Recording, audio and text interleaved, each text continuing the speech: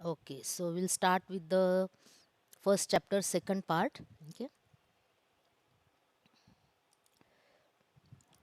all right. So we have seen the definition yesterday. ठीक है, हमने कल थोड़ा सा डेफिनेशन के बारे में डिस्कस किया था, राइट?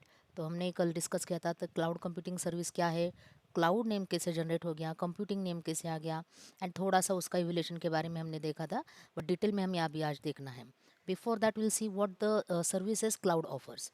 तो वो हमारा सेकंड पॉइंट है, दैट इज़ इसेंशियल कैरेक्टरिस्टिक्स. ठीक है, तो ये आपके सिलेबस का ही पॉइंट है.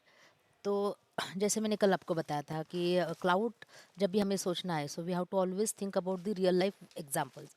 तो ही आपको क्लाउड समझ में आएगा. सिर्फ वर्ड्स अगर आप देखोगे तो आपको क्या हो जाएगा, कुछ दिनों तक समझ में आएगा, बाद में आप भूल जाओगे. ठीक है, तो बहुत सारे मैंने एग्जांपल्स दिए थे आपको कि हम जैसे मोबाइल पे डेटा सेव करते हैं. Nowadays we have the option to save this data on to the drive. ये क्लाउड का ही एग्जांपल है. वो एग्जांपल भी आपने दिमाग में रख दिया तो भी आपको सारे कैरेक्टरिस्टिक्स समझ में आएंगे, उसके एडवांटेजेस, डिसएडवांटेजेस, जितना भी मतलब उसका रिलेटेड बेसिक पॉइंट्स है वो समझ में आएगा. तो जब भी हम बोलते हैं क्लाउड कंप्यूटिंग का एक स्पेशल कैरेक्टरिस्टिक्स है.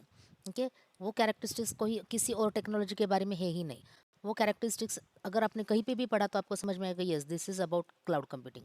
तो ऐसा दो कैरेक्टरिस्टिक्स है. एक जो है वो भी आपको बताती हूँ कि कौन सा है. तो ऑन डिमांड सेल्फ सर्विस, ये वाला एक कैरेक्टरिस्टिक्स है. आपको हमेशा ये याद रखना है. In fact you will remember this every time.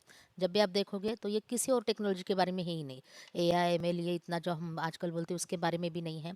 So on demand self service ये एक फर्स्ट है. एंड एक यहाँ पे मैंने लिस्ट आउट नहीं किया है but I will write it now. पे एज पर, पे एज गो. ओके, मैंने यहाँ पे टाइप किया है. ठीक है, पे एज पर यूसेज. ठीक है, तो इसका मतलब होता है हम जितना पे करेंगे उतना, जितना यूज़ करना है हमें उतना ही पे करना है. इसके पहले कैसे होता था, फॉर एग्जांपल जैसे कोई आपको एक हाउस परचेस करना है. ठीक है, अभी आज के ज़माने में अगर आपको हाउस कोई परचेस करना है, सो आपको कितना इन्वेस्ट करना होता है, 40 लाख 50 लाख. ठीक है, अगर आप किसी सिटी में जाते हो और आपको वहाँ पे इतना रहना नहीं है और आपका ये भी फिक्स नहीं कि आपको 1 BHK चाहिए, 2 BHK चाहिए, तो हम क्या करते हैं, एक जो हमारा ज़रूरत का मकान है हम रेंट पे लेते हैं. और रेंट पे हम कितना लेते हैं, अगर सपोज़ एक ही पर्सन है तो हम शेयर मोड में लेते हैं, मतलब जैसे हॉस्टल में वगैरह रहते हैं या फिर रूममेट्स के साथ रहते हैं, तो हमें कितना पे करना पड़ता है, पर हेड जितना आता है उतना. मान लो कि 1000 है, 2000 है, 3000 है, हमें पूरा 20,000 रेंट देने की ज़रूरत नहीं और ना ही हमें परचेस करने की ज़रूरत है. तो उसी को अगर हम दिमाग में रखेंगे तो क्लाउड में भी हमारा जो सर्विसेज है, जैसे हम डेटा स्टोर करते हैं तो स्टोरेज का हम ऑप्शन लेते हैं. अगर आपको इंफ्रास्ट्रक्चर सेट करना है तो उसके लिए भी आपको कोई भी नेटवर्किंग कंपोनेंट्स या फिर कंप्यूटिंग के डिवाइसेस या फिर उसके सर्विसेज परचेस करने की ज़रूरत नहीं है. आपको जितना चाहिए उतना यूज़ करो और उसका सिर्फ डिमांड, उसका सिर्फ रेंट पे करो. ठीक है, तो आपको कोई भी सर्वर परचेस करने की ज़रूरत नहीं. क्यों करने की ज़रूरत नहीं, क्योंकि आज हमने एक सर्वर परचेस भी कर लिया. मान लो कि उसका कैपेसिटी है 100 GB, जो हमें फ़िलहाल लगता है, लेकिन कुछ दिनों के बाद ये भी कम पड़ गया. तो वो क्या करना पड़ता है, हमें एक्सटेंड करना पड़ता है. तो वो डिवाइस दे दो और दूसरा डिवाइस ले लो, उसको हम एक्सटेंड भी नहीं कर सकते. ठीक है, स्टोरेज है तो हम एक्स्ट्रा ले सकते हैं, लेकिन जैसे प्रोसेसिंग पावर है उसको हम एक्सटेंड नहीं कर सकते. हम जैसे दूसरा सर्विसेज भी लेते हैं, राउटर लेते हैं, हब लेते हैं, उसको हम एक्सटेंड नहीं कर सकते. हमें वो डिवाइस लेना पड़ता है, प्लस हमें एक्स्ट्रा डिवाइसेस हमें परचेस करना पड़ता है. सो इससे क्या होता है, हमारा जो हम मेंटेनेंस बोलते हैं, IT मेंटेनेंस कॉस्ट, वो बढ़ते रहता है एवरी आफ्टर 5 ईयर्स. 5 ईयर्स भी अभी मैं ज़्यादा बोल रही हूँ. अभी तो आई कंप्यूटिंग में कैसे होता है, हर 2 साल में चेंज होता है. आज अगर कोई लैपटॉप लेते हो, 2 साल के बाद क्या हो जाएगा, ये लैपटॉप आपको बहुत पुराना लगेगा. तो ये हमें क्या करना पड़ता है, अपग्रेडेशन करना पड़ता है इवन फॉर पर्सनल यूज़. तो अगर कोई ऑर्गेनाइजेशन भी आप करते हो, IT कंपनी करते हो, तो आपको ये बहुत ही कम पड़ जाएगा. तो हमें क्या करना पड़ता है, उसको परचेस करना पड़ता है, विच इज़ कम्प्लीटली अवॉइडेड. यहाँ पे हम जब क्लाउड कंप्यूटिंग यूज़ करते हैं तो यहाँ पे हमें इतना सारा पैसा देने की ज़रूरत नहीं. हमें सिर्फ नया वाला सर्वर मिल चाहिए, वो भी आप अमेज़न से ले सकते हो, किसी भी सर्विस प्रोवाइडर से ले सकते हो. एंड आपको जितना चाहिए उतना ही पे करना पड़ता है. इनफैक्ट आपको लेना ही नहीं पड़ता है उसका, सिर्फ पे मतलब रेंट देना पड़ता है. इसलिए पे एज़ यू गो उस मॉडल को बोलते हैं, पे as you go. As you go का मतलब है जितना हमें चाहिए उतना. जैसे रूम में हम सिर्फ एक ही कोई फ्लैट ले हम परचेस करें तो उसमें सिर्फ एक ही रूम यूज़ करने वाले, तो एक ही रूम का आपको रेंट देना पड़ता है, वो भी एज अ रेंट ही है. We are not purchasing it. ठीक है, तो जैसे हमने स्टोरेज के बारे में एक एग्जांपल देखा था गूगल का. तो हम कितना दे रहे हैं उसको, 100 GB उसका अगर वो स्पेस देना है हमें, ₹5 पर मंथ देना पड़ता है, नॉमिनल फीस है। अगर हम उतना स्पेस यूज़ कर रहे हैं, हमारा कितना भी फोटोग्राफ्स हम वहाँ पे स्टोर कर सकते हैं, हमारा चाहे मोबाइल कोई भी हो, और हमें कितना भी फ़ोटो स्टोर कर सकते हैं। आपका कोई फ़ोटो स्टूडियो हो तो भी हम वो 100 GB वाला सिर्फ ₹5 पर मंथ देना है और आप यूज़ कर सकते हो। तो ये क्लाउड कंप्यूटिंग का एक एडवांटेज है। तो वो स्टोरेज के बारे में हो गया। ऐसे ही हम कोई भी कंप्यूटिंग का सर्विसेज ले सकते हैं। जैसे हमें फाइल का चाहिए, डेटाबेस का चाहिए, कोई नेटवर्क डिवाइसेस है, नेटवर्क के सर्विसेज है, राउटर है, मोडेम है, ब्रिजेस है, ये भी हम यूज़ कर सकते हैं। तो इसको बोलते हैं pay as you go model. पे एज यू गो मॉडल इसको बोलते हैं, क्लाउड कंप्यूटिंग का बेसिक मॉडल है। ओके, ये समझना बहुत ज़रूरी है, ये सब जगह पे यूज़ बोलते हैं। कुछ लोग आपको बोलेंगे कि ये पे एज यू गो मॉडल मतलब क्या है, क्लाउड में तो फ्री है, सब कुछ फ्री है। ऐसा नहीं है, सब कुछ फ्री नहीं है। अगर आप जैसे सिंपल गूगल का भी एग्जांपल दोगे, इसके पहले हमें लगता ही था, अनडेफिनेटली हमें लगता था कि हम तो फ्री यूज़ कर रहे हैं, यस फ्री ही यूज़ कर रहे थे, बट कितना, सिर्फ 15 GB। अब 15 GB से आगे जा रहा है, and Google is also demanding the money from us. Okay, तो उन्होंने भी फ्री दिया, क्योंकि उतना फ्री देना ही पड़ता है, otherwise people will not use it. People, लोगों को मालूम तो होना चाहिए कि ये सर्विसेज क्या देता है। जैसे हम सिम कार्ड वगैरह यूज़ करते हैं, कुछ एक सर्टन टाइम के लिए वो फ्री देते हैं, बट उसके बाद वो चार्ज करते ही करते हैं, क्योंकि ऐसे तो कोई बिजनेस रन होगा नहीं, राइट। इसलिए इसको बोलते हैं pay as you go model. That means कुछ लिमिट तक आपको फ्री सर्विस दिया जाता है, एंड उसके बाद हमें डेफिनेटली पे करना पड़ता है। सो ऐसा होता है स्टोरेज सर्विसेज में, प्रोसेसिंग सर्विसेज में, बैंडविड्थ, इंटरनेट आपको तो मालूम है, आपने यूज़ किया भी है। सो ऐसा जितना भी हमारा क्लाउड ओरिएंटेड सर्विस है, क्लाउड कंप्यूटिंग ओरिएंटेड सर्विस मतलब कंप्यूटिंग का जितना भी काम है, वो कुछ भी काम आप कर सकते हो without purchasing the devices and without purchasing the services. आप उसका सिर्फ रेंट पे करो। पे एज यू गो मॉडल का ही दूसरा नाम है ऑन डिमांड सेल्फ सर्विस। अब ऑन डिमांड सेल्फ सर्विस का मतलब क्या है, हमें जाना है, हमें खुद लेना है, कोई आके हमें देगा नहीं, हमें खुद सेटअप करना है। दैट मीन्स आईटी इंफ्रास्ट्रक्चर हमें कोई इंफ्रास्ट्रक्चर बना के नहीं देगा। ओके, तो हम खुद सेटअप कर सकते हैं, इसलिए उसको बोलते हैं ऑन डिमांड सेल्फ सर्विस। अब ये पॉइंट समझने के लिए एक नीचे डायग्राम में आपको समझ में आएगा, like what this particular point means. Self service का मतलब है हम खुद सेट कर सकते हैं। अब आप बोलोगे कि ये हमें हमें करना ही क्यों है, वो क्यों करके नहीं दे सकते। मान लो कि आपको कोई इंफ्रास्ट्रक्चर बिल्ड करना है, आपको एक ऑर्गेनाइजेशन एस्टेब्लिश करना है आईटी कंपनी, ठीक है, और आपको चाहिए कि 3-3 कंप्यूटर्स का नेटवर्क चाहिए। तो अगर हमने डायरेक्टली लिया तो वो उनके इसमें मतलब कि स्टैंडर्ड प्रोटोकॉल है कि आपका 10-10 का ग्रुप करना है, but you don't want 10-10 group, you want 3-3 का मशीन्स ग्रुप, या फिर 3 लोगों का ग्रुप करना है। सो ये वाला जो पार्ट है ये हम खुद सेट कर सकते हैं, इसलिए उसको बोलते हैं सेल्फ सर्विस। ऑन डिमांड मतलब जैसा मुझे चाहिए वैसा सेल्फ सर्विस वैसा हम ले सकते हैं। एग्जाम्पल, जैसे हम कुछ रेस्टोरेंट में जाते हैं या फिर कुछ कैंटीन में ऐसा सर्विस होता है, देखो कि हमें जो चाहिए वो हम वहाँ पे डिमांड करते हैं, जो आपको जितना भी आइटम्स लेना है आप लेके खुद वो बैठते हो, आपको जो चाहिए टेबल वहाँ पे ले सकते हो, ठीक है, आपको जैसा चाहिए वह वैसा टेबल ले सकते हो, जो आइटम्स चाहिए वैसा ले सकते हो। On in the same way cloud का भी ऐसा ही, आपको जो भी सर्विस चाहिए, ठीक है, वो आपको लेना है। In fact that service you only can set. इसको बोलते हैं ऑन डिमांड सेल्फ सर्विस। तो इसका एक एग्जांपल है नीचे, ओके, एक पॉपुलर एग्जांपल है कि पिज़्ज़ा एज अ सर्विस करके एक एग्जांपल है, जिससे आपको क्लाउड कंप्यूटिंग का जो स्कोप है वो आपको समझ में आएगा कि एग्जैक्टली क्या क्या लेवल्स है। ठीक है, जैसा स्टोरेज और जीमेल हम बोलते हैं वो बेसिक लेवल हो गया, तो ऐसे बहुत सारे उसके दूसरे सर्विसेज भी है। ओके, तो वो थोड़ा सा हम बाद में समझ लेते हैं once we cover this characteristics. Then second is broad network access. Broad network access that means you can connect to the entire world. आप कहीं पे भी किसी से भी कनेक्ट कर सकते हो, ये थ्रू क्लाउड। इंटरनेट जहाँ पे भी है वहाँ से हम कनेक्ट करते ही है, बट अब सिर्फ जीमेल और चैटिंग इतना ही इसका रिस्ट्रिक्शन नहीं है। You can do entire computing network. For example let's say I am working on a project, and मेरे टीम में एक मेंबर है पुणे का, लेट्स से जहाँ से मैं हूँ, एक मेंबर है आपका बैंगलोर का जो लेट्स से टीम लीडर है, एक मेंबर है यूएसए का, एक मेंबर यूके का। All this person can work together. ठीक है, एक शेड्यूल टाइम अगर वो क्रिएट करते हैं, वो खुद का मीटिंग भी सेट कर सकते हैं, सेम टाइम पे काम भी कर सकते हैं, पूरा जो आपका नेटवर्क है वो शेयर भी हो सकता है, इसलिए उसको बोला है ब्रॉड नेटवर्क एक्सेस। तो यहाँ पे ऐसा है कि कंप्यूटिंग सर्विसेज के बारे में बोला गया है। तो आपको लगेगा कि नहीं इंटरनेट और इससे तो होता ही है, हम किसी के साथ कनेक्ट करते हैं, दैट इज़ ट्रू, बट अब उसके भी आगे गया है जो हमका प्रोजेक्ट का काम है कंप्यूटिंग का, मतलब not only just programming, but पूरा आईटी इंफ्रास्ट्रक्चर सेटअप, ये सब वहाँ पे आता है। तो ये उसके अभी लेवल है, जो हम आगे पढ़ने वाले हैं कि क्या क्या लेवल्स हैं। ये पूरा काम हम अभी क्या कर सकते हैं, अभी कोई भी डिस्टेंस का बैरियर नहीं है। Okay, everyone can work from the remote location and they can set their own network. Then resource pooling, resource मतलब हमारे जैसे कंप्यूटिंग के रिसोर्स हैं। सो यहाँ पे एक वर्ड है मल्टी टेनेंट। जैसे मैंने आपको बताया कि कुछ टर्म्स है वो देख के आपको समझ में आएगा, this are the cloud computing related terms. जैसे एआई के बारे में कुछ टर्म्स, वो टर्म अगर आपने सुना तो आपको समझ में आना चाहिए एआई टेक्नोलॉजी है। जैसे ऑटो इनकोडर्स बोलते हैं, सुपरवाइज लर्निंग बोलते हैं। तो ऐसे इसके भी कुछ टर्म्स हैं, टेक्निकल टर्म्स जो हम बोलते हैं। तो उसमें एक है मल्टी टेनेंट। तो मल्टी टेनेंट मतलब अभी मैंने एक बेसिक एग्जांपल दिया, इसको तो हम पढ़ने ही वाले हैं आगे। तो मल्टी टेनेंट मतलब जैसे अभी हम एक प्रोजेक्ट पे काम कर रहे हैं, मैं यहाँ से कनेक्ट हो रही हूँ, आपके सिटी से कोई और कनेक्ट हो रहा है, थर्ड पर्सन कहीं और से कनेक्ट हो रहा है, फोर्थ पर्सन लेट से यूएसए से कनेक्ट हो रहा है, कोई यूके से कनेक्ट हो रहा है, कोई और कंट्री से कनेक्ट हो रहा है। तो पूरे वर्ल्ड में हम क्या कर सकते हैं, हमारा सिर्फ एक प्रोजेक्ट जो है वो शेयर कर रहे हैं। अब वो प्रोजेक्ट कैसा है, तो वो प्रोजेक्ट ऐसा है कि जैसे मैं यहाँ पे एक क्लाइंट साइड जो है वो पार्ट हैंडल कर रही हूँ। For example front end designing है, जो एक पर्सन है यूके का, वो डेटाबेस पे काम कर रहा है, मतलब वहाँ का डेटाबेस वो दिखा रहा है, उसने मुझे कुछ एक्सेस भी दिया है। एंड वो डेटाबेस जो है, जो क्लाउड का डेटाबेस है, वो सब जगह पे शेयर होता है, बट वो एक्चुअल जो स्टोरेज उसका स्टोरेज है वो मान लो कि कहीं और है, लेट से चाइना में है।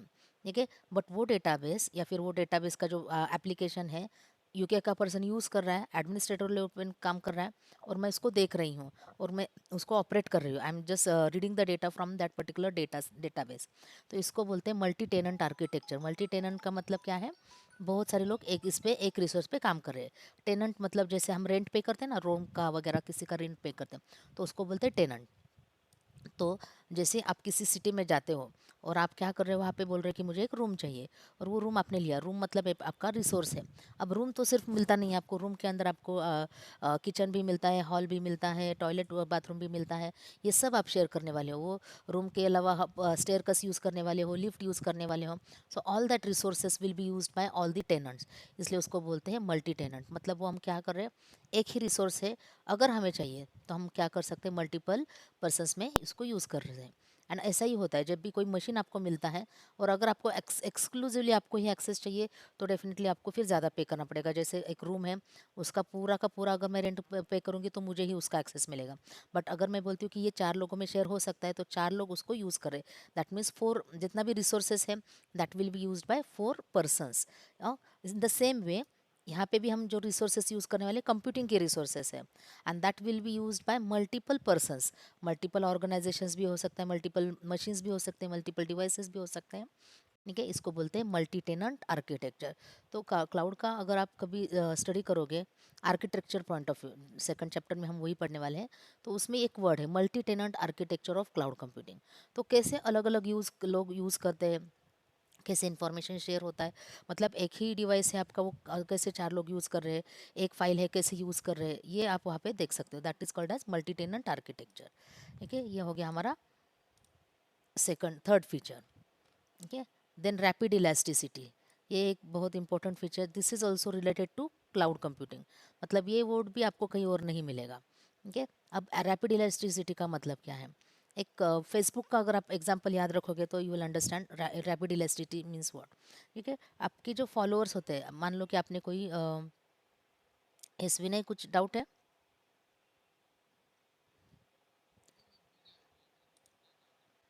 अच्छा अच्छा ठीक है। अ, wait, कहाँ गया? Okay, rapid elasticity. अब रैपिड इलास्टिसिटी का मतलब क्या है, रैपिड मतलब फास्ट है। ठीक है, इलास्टिसिटी का मतलब क्या है, जैसे इलास्टिक है, कम और ज़्यादा होते रहता है। ठीक है, फॉर एग्जांपल जैसे मैंने बताया कि अभी एक रिसोर्स पे हम काम कर रहे हैं, मान लीजिए कि क्लाउड का एक डेटाबेस हम यूज़ कर रहे हैं, फॉर एग्जांपल लेट से मोंगो डीबी वगैरह यूज़ कर रहे हैं। कुछ पार्ट डेटाबेस एडमिनिस्ट्रेटर हैंडल कर रहे हैं, कुछ पार्ट जो है रोल और पॉलिसी सेट करना एक पर्सन हैंडल कर रहा है, उनको वो इतना ही काम दिया है। और मुझे क्या करना है, वो डेटाबेस से सिर्फ डेटा रीड करना है, कुछ प्रोग्राम लिखना है, और मेरे फ्रंट एंड डिज़ाइन में जो उसमें लिखना लेना है। मुझे कोई एडमिनिस्ट्रेटर लेवल का काम नहीं करना है। बट ये 3 पर्सन तो यूज़ कर रहे हैं। अब मेरा क्या हो रहा है, ये जो प्रोजेक्ट है थोड़ा सा बड़ा हो रहा है, एंड इसमें थोड़े से लोग ऐड हो रहे हैं, कुछ लोगों को नया काम मिल रहा है, कुछ लोगों का नया उसमें ड्यूटी मिल रहा है। तो ये 3 की जगह पे मान लो कि सेम प्रोजेक्ट है, काफ़ी बड़ा है, तो 3 की जगह पे अभी 300 लोग उस पर काम कर रहे हैं। Okay, just to understand. ऐसे इतना एक प्रोजेक्ट पे इतने काम नहीं करते, but there can be one project where 300 persons can be can 300 persons are working. ऐसा होता है। जब मैंने आपको बताया कि मैंने एक कंपनी में काम किया था, तो एक सर थे जो हमारे टीम लीडर थे, and he was the team leader for 400 projects. पूरे इंडिया का जितना भी प्रोजेक्ट्स था वो कंपनी के, वो सब एक अकेला बंदा हैंडल करता था। मतलब ये 400 जो रहते थे वो एक ही आदमी के साथ कनेक्ट होते थे। उसका भी कुछ ईआरपी सिस्टम होगा जहाँ से वो ऑपरेट करता होगा। मतलब 400 प्रोजेक्ट्स। अब 400 प्रोजेक्ट्स का मतलब होता है 400 प्रोजेक्ट्स में कम से कम 10-12 तो लोग होते हैं टीममेट्स। मतलब कितना हो गया, 5000 persons are working on one one resource. मतलब कुछ ना कुछ उनका रिसोर्स होगा, ईआरपी का एप्लीकेशन होगा, सॉफ्टवेयर होगा, या कुछ जहाँ पे हम वो सब एंट्री करते होंगे। तो मतलब क्या है कि ये 400 जो है टीम उस पे काम कर रहे हैं, उस पे काम कर सकते हैं। एंड वो पूरा कंपनी क्लाउड पे ही वर्क हो रहा था, क्योंकि इतने सारे लोग जो थे वो सब दुनिया के हर एक रीजन में से वो वर्क करते थे।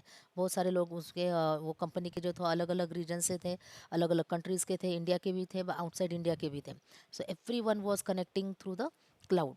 ये तो कम से ज़्यादा, मतलब अगर मान लो कि उसमें से आज 2 ही टीम ज्वाइन कर रहे हैं तो भी वो इफेक्टिवली ज्वाइन होना चाहिए।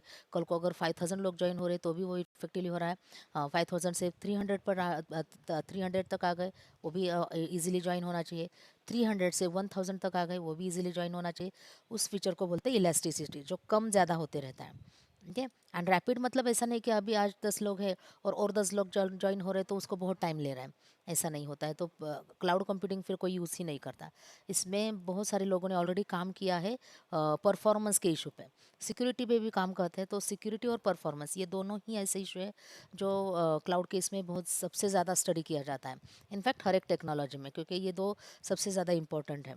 तो इसलिए परफॉर्मेंस पे इतना ऑलरेडी काम हो चुका है, फिर भी लोग अभी ट्राई कर रहे हैं, क्योंकि डेटा दिन दिन ब दिन बढ़ते जा रहे हैं। ठीक है। तो रैपिड इलास्टिसिटी एक वन ऑफ द फीचर है। कितना भी हम रैपिड बोले तो भी कभी कभी परफॉर्मेंस का इशू आता ही है, लेकिन उस पर रिसर्च होते रहता है, तो बढ़ते भी रहता है। तो ये भी है, मतलब थोड़ा बढ़ता भी है तो कभी कम भी होता है, क्योंकि डेटा भी बढ़ता रहा बढ़ते जाता है, सर्विसेज भी बढ़ते जाते हैं, और जो लोगों का यूसेज है वो भी बढ़ते जाता है। ठीक है। But still the companies are working on this and they are providing better services than the previous one। इसलिए अगर मतलब AWS का भी एग्जांपल लेंगे तो पहले थोड़ा अलग था, अभी का उनका वर्किंग अलग है, और भी अच्छा हो गया है, बेटर हो गया है। और 10 साल के बाद अगर देखोगे तो और अच्छा हो जाएगा उनका, या फिर 5 साल की भी बात देखोगे तो भी वो वर्क हो जाएगा, क्योंकि उनका एक टीम रहता है, रिसर्च का एक टीम रहता है हर एक ऑर्गेनाइजेशन का, where they are working on the sensitive issues. तो एक परफॉर्मेंस उसमें से एक इशू है, सिक्योरिटी एक इशू है। ओके। तो ये सबको हम टर्म इसको बोलते हैं रैपिड इलास्टिसिटी। अगर परफॉर्मेंस नहीं होता तो क्लाउड कंप्यूटिंग कोई यूज़ नहीं करता। अभी भी थोड़े से इशू आते ही है। ओके। बट स्टिल सिक्योरिटी से ज़्यादा उसका परफॉर्मेंस अच्छा है। एंड देन लास्ट वाला जो है मेजर्ड सर्विसेज। मेजर्ड सर्विसेज का मतलब होता है कि जो हम सर्विसेज यूज़ करते हैं, ठीक है, वो सबका मेजरमेंट होता है। ठीक है। फॉर एग्जांपल जैसे अगर हम डेटाबेस यूज़ करते हैं तो कितने दिनों के लिए यूज़ किया है। ऐसा नहीं कि आपने 500 रुपीज़ उसका मंथली रेंट पे किया तो आप कितना भी डेटाबेस यूज़ कर सकते हो। It's not like that. हम कितना टेबल्स क्रिएट कर सकते हैं, हम कितना रिकॉर्ड्स इंसर्ट कर सकते हैं, कितने लोगों के साथ शेयर कर सकते हैं, कितने लोग उस पर काम कर सकते हैं, क्या क्या रोल हो सकता है, everything is pre defined. AWS का ही अगर एग्जांपल लोगे तो हम बोलते हैं बहुत बार कि 700 आवर्स उसके फ्री मिलते हैं वगैरह वगैरह, मिलते ही है, बट वो 700 आवर्स में आप कुछ भी नहीं कर सकते। कुछ सर्विसेज उसका पेड रहता है, कुछ सर्विसेज फ्री रहता है। फ्री में भी लिमिट होता है। जैसे उस पर AWS पे एक सर्विस है S3 सर्विस, जो हम एक प्रैक्टिकल में देखेंगे। स्टोरेज सर्विस बोलते हैं उसको। स्टोरेज सर्विस में हम फोल्डर्स वगैरह पूरा हमारा डेटा स्टोर कर सकते हैं, जैसे स्काई ड्राइव पे करते हैं। बट जैसे गूगल ड्राइव पे भी हमें लिमिटेशन है 15 GB का, यहाँ पे भी लिमिटेशन है, उस लिमिट के बाहर आप कुछ भी उसमें स्टोर नहीं कर सकते। तो इसको बोलते हैं मेजर सर्विस। दैट मीन्स जैसे रेंट हम पे करते हैं, मैंने एग्जांपल दिया था आपको, तो रेंट पे किया है एक रूम का, तो भी आपको उतना ही एक रूम मिलेगा, आपको कॉरिडोर का स्पेस नहीं मिलेगा, आपको गैलरी का स्पेस नहीं मिलेगा, मतलब और वो भी लेट से सिर्फ दिन में मिलेगा या फिर सिर्फ रात में मिलेगा। सो इट इज़ डिफाइन कि क्या और कैसे आपको मिलने वाला है। सो इसको बोलते हैं measured services. So this are the important characteristics. और आपने देखा होगा कि ये कैरेक्टरिस्टिक्स कहीं और जगह पे मिलेगी भी नहीं, जनरल कैरेक्टरिस्टिक्स है ही नहीं। ये जो वर्ड्स है, on demand self service, broad network access, then resource pooling, rapid elasticity, then pay as you go model, ये तो मैंने सबसे पहले आपको बताया था। Pay as you go model, don't forget this, this is related to cloud computing only. तो ये जब भी कैरेक्टरिस्टिक्स आता है, देखो अगर आप थोड़ा सा गूगल करोगे, चैट जीपीटी में भी ढूंढोगे तो और भी बहुत सारे कैरेक्टरिस्टिक्स मिलेंगे, but this are the important one, जो सबसे ज़्यादा इम्पोर्टेंट है एंड यही बेसिक है। ओके, तो इसको बोलते हैं की कैरेक्टरिस्टिक्स। ओके, समझ में आ रहा है सबको?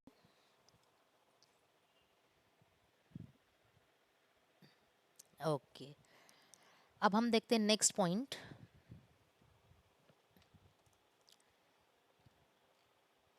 Okay, origin of cloud computing. तो कल जैसे मैंने आपको बताया था कि कोई भी टेक्नोलॉजी आता है तो वो अपने आप नहीं आता है। प्रीवियस कुछ टेक्नोलॉजी उसमें कुछ एडवांसमेंट में होता है, कुछ चेंजेस होता है, कुछ बेटर होता है, और फिर वो उसका टेक्नोलॉजी का नाम थोड़ा थोड़ा चेंज होते जैसा है। जैसे एआई का भी है, अभी नाम थोड़ा थोड़ा चेंज हो रहा है, लेकिन सिर्फ नाम चेंज नहीं हो रहा है, उसका सर्विसेज भी चेंज हो रहा है। जैसे जेन एआई अगर हम बोलेंगे तो कुछ अलग है, पहले सिर्फ एआई होता था, उसके बाद एआई का जैसे हम बोलते हैं कि एआई के बाद एमएल आ गया, फिर एमएल लोग बोलने लगे थे क्योंकि एमएल के एल्गोरिदम्स होते थे, थोड़ा ज़्यादा डेटा पे काम करते थे। अब उसके बाद एक्सट्रीमली लार्ज डेटा पे काम करने लगे, तो डीप लर्निंग का एक क्या बोल सकते थे इरा आ गया था। उसके बाद अभी लोग बोलते हैं cloud computing, sorry, generative AI है, क्वांटम कंप्यूटिंग है। अब ये दोनों को मिक्स करके भी लोग ला रहे हैं, क्वांटम एआई करके भी है। तो ये क्वांटम एआई मतलब सिर्फ दोनों को मिक्स किया ऐसे नहीं है, ठीक है, उसमें कुछ नया फीचर्स भी उन्होंने लाया है। तो ऐसा सबका इवोल्यूशन होता है, तो क्लाउड कंप्यूटिंग का भी एक इवोल्यूशन है। सो क्लाउड कंप्यूटिंग दो इट स्टार्टेड इन 2008 या फिर 6 to 8, तो तब जनरेट हो गया ऐसे नहीं है। उसके पहले भी कंप्यूटिंग का एक था, पर थोड़ा सा वे जो है उसका अलग था। तो मेन कंसेप्ट जो था, जो हम बोलते हैं कि पायोनियर है क्लाउड कंप्यूटिंग का, वो है John McCarthy. Don't forget this name. John McCarthy is the, क्या बोल सकते हैं कि उस पर्सन ने क्लाउड कंप्यूटिंग का कोई टेक्नोलॉजी जनरेट नहीं किया, बट एक हम बोल सकते हैं कि जैसे कोई ज्योतिष होता है ना, जो प्रेडिक्ट करता है कि क्या होगा फ्यूचर में, and he has predicted this in 1960 about cloud computing and also about AI. ठीक है, तो उसका एक कोट है, अगर आप कभी गूगल करोगे तो आपको मिलेगा कि कंप्यूटेशन जो है, ओके, कंप्यूटर प्रॉपर कोट वो आप बाद में ढूंढ सकते हो, computation may someday be organized as a public utility. ठीक है, 1960 जब कंप्यूटिंग का मतलब कंप्यूटर्स का ही फर्स्ट जनरेशन था, तब उसने ऐसा प्रेडिक्ट किया कि कंप्यूटिंग एक दिन इतना मतलब पॉपुलर हो जाएगा। क्या ये स्टेटमेंट का मतलब है कि कंप्यूटेशनल जो यूटिलिटी है वो इतना पॉपुलर हो जाएगा एक दिन कि जैसा हम टेलीफोन यूज़ करते हैं, जैसे कुछ सालों पहले टेलीफोन कैसे था, स्मार्टफोन जैसे अभी हम सबके पास रहता है, ऐसा नहीं था। तो हमें कॉइन डाल के हमें कॉल करना पड़ता था, बहुत साल पहले की बात है। शायद आप लोगों ने कभी यूज़ नहीं भी नहीं किया होगा, बट हमारे जनरेशन में हमने यूज़ किया है। अभी हमारे सबके पास क्या है, मोबाइल्स हैं। तो ये उन्होंने ऑलरेडी प्रेडिक्ट करके रखा था कि क्लाउड कंप्यूटिंग या फिर कंप्यूटिंग भी है, तो इतना पॉपुलर होने वाला है कि everyone will be using this as a public utility. And using this मतलब इस स्टेटमेंट का डायरेक्टली मीनिंग होता है आपका क्लाउड कंप्यूटिंग, कि जो हम अभी कंप्यूटिंग यूज़ कर रहे हैं वो इतना हो रहा है, every one is using cloud, every one. जैसे हमारा मोबाइल है, सिंपल एग्जाम्पल, कि हमारा स्टोरेज स्पेस जो है वो कम पड़ रहा है, and we are simply using the cloud storage. हमें मालूम भी नहीं कि ये क्लाउड कंप्यूटिंग का ही पार्ट है। कुछ लोगों का मालूम भी नहीं रहता है कि like this is the cloud computing technology, but yes this is one part of the cloud computing. तो 1960 हम बोलते हैं कि this is the starting phase of the cloud computing. जैसे कंप्यूटर के जनरेशन है, क्लाउड कंप्यूटिंग का भी वो जनरेशन वन माना जाता है, क्योंकि तब जो था क्लाउड कंप्यूटिंग का जो सर्विसेज था, ओके, पब्लिक यूटिलिटी के जैसे ही लोग यूज़ करते थे। अभी हमारे पास घर घर में कंप्यूटर है, तब नहीं था। सो लोग कैसे यूज़ करते थे, जाते थे किसी, जैसे हम साइबर कैफ़े में वगैरह जाते हैं, ऐसे लैब में वगैरह जाते थे और वहाँ पे जाके कंप्यूटर्स यूज़ करते थे। बजट भी था, मतलब वो at that time it was not for personal use, it was not for general public. ठीक है, साइंटिस्ट लोग ही उसको यूज़ करते थे। ठीक है। बट वो भी कैसे यूज़ करते थे, वो टाइम शेयरिंग के बेसिस पे यूज़ कर सकते थे। मतलब जैसा बैचेस होता है, हम किसी भी लैब में जाते हैं, आपका प्रैक्टिकल 8 o'clock हो सकता है, सेकेंड ईयर का 9 o'clock है, टीवाई का 10 o'clock है, टाइम शेयरिंग। तो जैसे आप कॉलेज का रिसोर्सेस ऐसे टाइम वाइज यूज़ करते हो, यूटिलिटी कंप्यूटिंग बोलते हैं। यूटिलिटी का मतलब है कि वही हम सेम मशीन्स हम यूज़ करें फर्स्ट ईयर के लिए, सेम लैब हम यूज़ करें सेकंड ईयर के लिए, सेम लैब हम यूज़ करें थर्ड थर्ड ईयर के लिए। But how is is possible, using time sharing and utility computing. ठीक है, कंप्यूटिंग के बारे में बोल रहे हैं। तब इंटरनेट वगैरह ऐसे ऐसा नहीं था। इंटरनेट आपका आया ही 1980s में था, but it was already predicted by him. So John मैकर्थी is the pioneer person. It is, he is always considered as a topmost person for cloud computing generation, and not only this, for AI generation also. तब AI इतना लोग मालूम करते भी नहीं थे, सिर्फ theory generate हुआ था। तो क्लाउड कंप्यूटिंग का भी थियरी जनरेट हो गया था, and he was the pioneer person to generate that theory. So इसलिए बोलते हैं कि 1960 is the early stage of the cloud computing. उसके बाद क्या हो गया था, 1970 टू 80 नेटवर्किंग का एरा था। सो हमारा जो प्राइवेट नेटवर्क वगैरह जनरेट हो गया था, कि आरपा नेट वगैरह, अगर आपने कभी कंप्यूटर नेटवर्क पढ़ा होगा तो आपको मालूम होगा बेसिक थियरी, कि वर्चुअल मशीन का कंसेप्ट भी तब जनरेट हो गया था। ऑफ कोर्स ये इतना पॉपुलर नहीं था, ओके, बट ये जनरेट हो गया था, and it was used only for the large organisations. Scientist वगैरह ही यूज़ कर सकते थे, क्योंकि पर्सनल तब यूज़ लोग करते भी नहीं थे। अभी तो हम यूज़ करते हैं, even we are using virtual machines for our regular task. Okay, अब इतना हमारा आगे गया है टेक्नोलॉजी के, हम ये यूज़ कर रहे हैं। Okay, but at that time आरपा net, network computing, ये थोड़ा सा अगर आपका नेटवर्किंग का हो गया तो आपको ये समझ में आएगा, like this was the era when networking was there. Okay, virtualization तब जस्ट नया था। Okay, yes.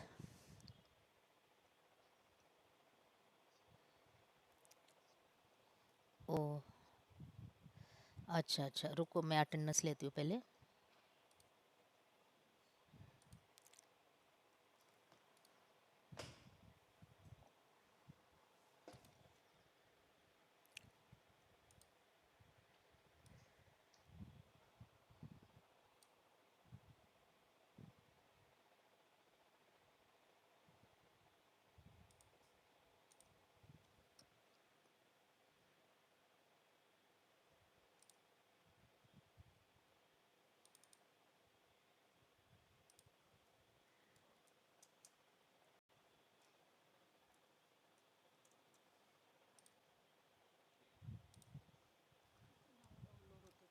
हम्म,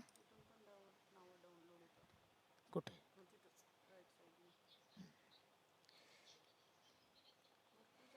नाही ना, कुठे?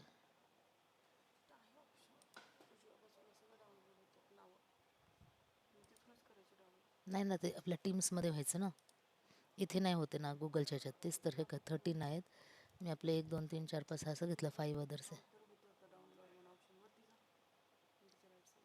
कॉन्ट्रीब्युटर्स आहे नुसतं. नाही ना, ते हे असं होतं आहे, ते मी खूप हे करून बघितलं, त्याच्यामुळे हे होईना. मागं मी हे केलं, ताजं जास्त आहेत ना, हे करते मी, लेआउट चेंज करते थोडंसं, टाईल्ट करायला लागतं, मग ते दिसतात. मग असं करून दिसतात ना आता सगळं, टाईल्ट केलं की दिसतं मग.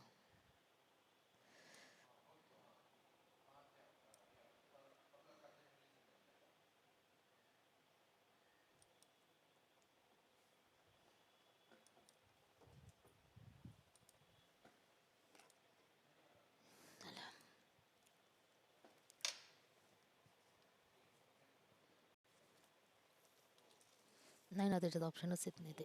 नाही, मी खूप ट्राय केलं होतं मागच्या वेळेस. ते तर स्क्रीन शेअरचं आहे, ते नका करू आता लगेच.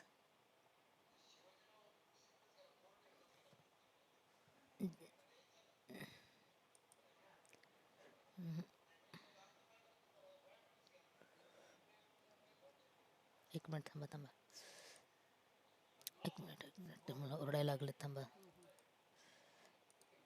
जस्ट अ मिनट, हाँ, मैं एक एक्चुअली मैंने स्क्रीनशॉट ले लिया है, बट मैं एक ऑप्शन चेक कर रही थी कि वो डाउनलोड होता है क्या, एक्सेल शीट वगैरह. सो जस्ट 2 मिनट रुको. नहीं है सेटिंग,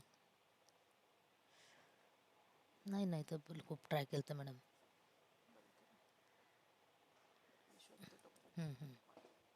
ओके सो हम हमारा जो अभी 10 मिनट्स है ना आपके पास. 6:15 को शुरू होता है ना आगे का. हाँ हाँ. तो हम हमारा जो अभी करंट पॉइंट चल रहा है वो पहले ख़त्म करते हैं. ओके. आपको कुछ अगर डाउट होगा ना तो आप ग्रुप पे भी रिप्लाई कर सकते हो. एंड जितना हो गया उतना नोट्स मैं सेंड करती हूँ so that you can just go through that. Okay. Okay. तो ये दिस एरिया इज़ लाइक अ, मतलब ये हम एक्चुअली बोल सकते हैं कि जनरेशन ज़ीरो है. क्योंकि तब क्लाउड कंप्यूटिंग का कुछ भी जनरेट नहीं हुआ था, but he just gave the birth to the idea. जैसे हम बोलते हैं ना, पहले हमारे दिमाग में आइडिया होना चाहिए कि भाई ये होता है वो होता है. जैसे अभी हम सोचते हैं तो 2050 में ये होगा, लाइक हमारा एक रोबोट होगा, सबके पास पर्सनल रोबोट होगा, ऐसे बोलते हैं बहुत सारे लोग. जैसे मोबाइल है तो सबका पर्सनल रोबोट होगा, पर्सनल रोबोट असिस्टेंट होगा, वो हमारा आधे से ज़्यादा काम करेगा. हमारे बॉडी में भी चिप्स हो सकते हैं, ऐसे बोलते हैं लोग. 2050 में क्या 2020-30 में भी हो सकता है. मतलब अभी लोगों के दिमाग में वो आइडिया आ रहा है, तो ऐसे इसमें ये जो प्रेडिक्ट किया वो अभी हो रहा है. सो हम इसको जनरेशन ज़ीरो बोल सकते हैं क्लाउड का. और ये बोल सकते हैं क्लाउड का जनरेशन वन, क्योंकि तब नेटवर्किंग आ गया था. And network is the integral component of the cloud. ठीक है. Network and virtualization, without network तो कुछ भी पॉसिबल ही नहीं है. एंड क्लाउड वर्चुअलाइजेशन का ही दूसरा नाम बोल सकते हैं हम, क्लाउड कंप्यूटिंग है. जब हम वर्चुअलाइजेशन का थियोरी पढ़ेंगे तो आपको समझ में आएगा. एंड देन उसके बाद ये हम बोल सकते हैं ग्रोइंग स्टेज है. नेटवर्किंग जब सब इनिशियल स्टेज में था, उसके बाद उसका थोड़ा सा ग्रोथ हो गया कि जो अच्छा जो नेटवर्किंग का कंपोनेंट है वो थोड़ा सा बढ़ गया, एक्सटेंड हो गया बोल सकते हैं. वेब सर्विसेज थोड़ा सा एक्सटेंड हो गया. जैसे अभी हम बोलते हैं वेब 2.0 3.0. तो वो कैसे बढ़ रहा है, पहले सिर्फ क्लाइंट साइड स्क्रिप्टिंग था, स्टैटिक वेब पेजेस था, डायनेमिक वेब पेजेस हो गया. तो ऐसे बहुत सारा कंपनीज वहाँ पे एस्टेब्लिश हो गया था अराउंड 1990s. तो सेल्स फोर्स जो अभी पायोनियर कंपनी माना जाता है क्लाउड का, वो सिर्फ अभी का नहीं है. वो actually it was founded in 1999. ठीक है. 2006-7 से तो उन्होंने ऑफ कोर्स उनका सीआरएम का जो एक प्रोडक्ट है जो अभी भी चल रहा है, लोग यूज़ करते हैं, प्लेटफॉर्म डेवलपमेंट के लिए यूज़ करते हैं. प्लेटफॉर्म डेवलपमेंट मतलब कि हम आगे सीखने वाले हैं. प्लेटफॉर्म एज अ सर्विस एक इम्पॉर्टेंट सर्विस है. ठीक है. But initially they started with the software as a service. ये भी हम डिस्कस करने वाले हैं. लेट्स सी कि कौन से कंपनीज हैं. तो ये भी हम बोल सकते हैं जनरेशन वन है. ठीक है. देन कमर्शलाइजेशन एंड एक्सपांशन जो 2000 के अराउंड हो गया था. 2000 में उन्होंने शुरू किया था, but it was not popular और इट वाज नॉट कमर्शलाइज, मतलब लोगों को देना शुरू नहीं किया था. But they used it only for the internal purpose 2000 के टाइम पे. And in 2006 actually they started commercializing it. So AWS was the first company who started this. इसलिए AWS एक नंबर वन कंपनी माना जाता है, टॉप रैंक्ड माना जाता है. अगर आपको किसी ने पूछा कि क्लाउड क्लाउड इतना बोलते हैं तो क्लाउड के प्रोवाइडर्स बताओ, yes you can tell AWS as the first one. ठीक है. सेकंड जो है गूगल है, थर्ड माइक्रोसॉफ्ट है. लेकिन अब ये गूगल और माइक्रोसॉफ्ट में इतना कंपटीशन है कि AWS के बाद अभी कभी कोई लोग माइक्रोसॉफ्ट का भी नाम लेते हैं. Azure has catch that mark. And Google जो है वो अभी AI में बोलते हैं. गूगल ने अभी क्या किया है, थोड़ा सा उन्होंने जो उनका इंक्लिनेशन है वो चेंज किया है. एंड उनकी नज़र अभी AI है. गूगल का एनालिटिक्स वगैरह बहुत चल रहा है, उसके बहुत सारे टूल्स वगैरह है वो चल रहा है. Okay. But you can consider this AWS, Google, Microsoft, IBM, ये चार कंपनीज है जो पायनियर है. ठीक है. सेल्स फोर्स भी है लेकिन वो प्लेटफॉर्म एज अ सर्विस में ज़्यादा है. वेर एज AWS सबसे ज़्यादा इंफ्रास्ट्रक्चर में है, सॉफ्टवेयर और प्लेटफॉर्म तो है ही. ठीक है. गूगल जो है वो सॉफ्टवेयर एज अ सर्विस में है. माइक्रोसॉफ्ट जो है वो इंफ्रास्ट्रक्चर एज अ सर्विस में है. ये थोड़ा थोड़ा हम देखेंगे आगे कि क्या है. बट रिमेंबर दिस कि ये 2000 टू 2010 ये तब इनिशियल स्टेज में थे. तब एक्चुअल जो है क्लाउड कंप्यूटिंग प्रैक्टिकली लोगों ने एक्सपीरियंस किया. एंड देन अराउंड 2010 ये बोल सकते हैं मैच्योरिटी का पीरियड. जैसे बोलता है कि बेबी का बर्थ होता है, उसके बाद जो रनिंग स्टेज है वो होता है 2010 टू 2020 टिल लॉकडाउन. ये लॉकडाउन के बाद तो अभी जितना हो गया पूरा डेवलप स्टेज हो गया है. इतना लोग क्लाउड क्लाउड यूज़ कर रहे हैं. अब क्लाउड बोलते भी नहीं. जैसे मैंने बताया कि क्लाउड का नाम भी अभी चेंज हो गया है, एज कंप्यूटिंग बोलते हैं. Cloud itself also has the specific evolution. Cloud के बाद मैंने बताया आपको ड्यू कंप्यूटिंग आ गया, फिर फॉग कंप्यूटिंग आ गया. अभी जैसा एज कंप्यूटिंग चल रहा है, तो क्लाउड ऐसे क्लाउड भी नहीं है, एज कंप्यूटिंग है, अभी थोड़ा सा चेंज हो गया है। सो 2010 से लेके हम बोल सकते हैं कि बहुत बहुत बहुत सारे उसमें चेंजेस आ गए थे। डॉकर ऑर्केस्ट्रेशन, ये भी आपने बहुत जगह पे देखा होगा। क्लाउड के स्पेशलाइज्ड कोर्सेज जो रहते हैं कुछ इंस्टीट्यूट्स के, अगर आपने कर देखा होगा, क्यूबरनेट्स हैं, हाइब्रिड मल्टी क्लाउड, ये बहुत सारे सब्जेक्ट्स हम बोल सकते हैं, जो एक इसमें हम एक्सप्लेन करना मुश्किल ही हो जाएगा। इसको कंटेनराइजेशन बोलते हैं इन शॉर्ट। कंटेनराइजेशन का मतलब ही क्या है, उसमें हम स्टोर कर सकते हैं। तो स्टोर मतलब क्या स्टोर कर सकते हैं हम, हमारा प्रोजेक्ट स्टोर कर सकते हैं विथ वर्जन, तो उसको डॉकर बोलते हैं। ऑर्केस्ट्रेशन और क्यूबरनेट्स मतलब हम उसमें पूरा इंफ्रास्ट्रक्चर का डिटेल स्टोर कर सकते हैं, सेटअप कर सकते हैं। ठीक है, मिक्स कर सकते हैं दो क्लाउड, एक प्राइवेट क्लाउड पब्लिक क्लाउड। अब प्राइवेट क्लाउड पब्लिक क्लाउड क्या है, ये भी हम आगे डिस्कस करने वाले हैं। सो ये सब का मिक्सचर भी है। मल्टीपल क्लाउड्स भी हम कंबाइन कर सकते हैं, हमारा खुद का क्लाउड भी हम सेटअप कर सकते हैं। तो ये सब हम बोल सकते हैं कि डेवलपिंग स्टेज है। ठीक है, और अभी जो हो गया है वो डेवलप्ड स्टेज हो गया है। तो इन शॉर्ट अगर हम ये देखेंगे कि माइलस्टोन्स उसका, तो 1960 जस्ट आइडिया जनरेशन हो गया था। इनके 1970 नेटवर्किंग एंड वर्चुअलाइजेशन का इरा था, but that is the backbone, इनके बेस है क्लाउड का। Without this cloud doesn't exist. Okay, 1990s ये जहाँ पे सेल्सफोर्स वगैरह कंपनी आई थी। ठीक है, सॉफ्टवेयर उन्होंने डेवलप करना शुरू किया था और दिया भी था ऑनलाइन, और तब से एक्चुअली ये कॉन्सेप्ट शुरू हो गया था। देन AWS ने उनका खुद का पहला जो है क्लाउड का प्लेटफॉर्म लॉन्च किया था, जिसको बोलते हैं Amazon web services. And then उसके बाद गूगल ने एंट्री किया, माइक्रोसॉफ्ट, अभी बहुत सारी कंपनीज है, इतने सारे कंपनीज हैं। अगर आप ढूंढोगे तो मिनिमम 50 कंपनीज मिलेंगे जो टॉप मोस्ट हैं। लेकिन आपको 5 ही कंपनीज के नाम याद रखने हैं, from exam point of view as well as from interviews point of view. And then 2010, ये तो डेवलपिंग स्टेज है। Okay, just a minute.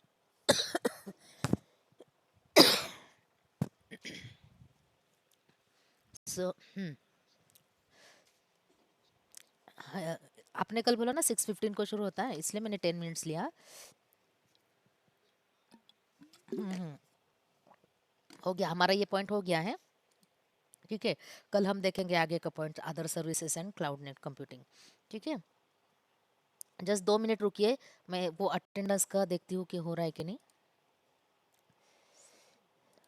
If possible अगर हम वहाँ से डाउनलोड कर सकते, स्क्रीनशॉट तो मैंने ले लिया है वैसे।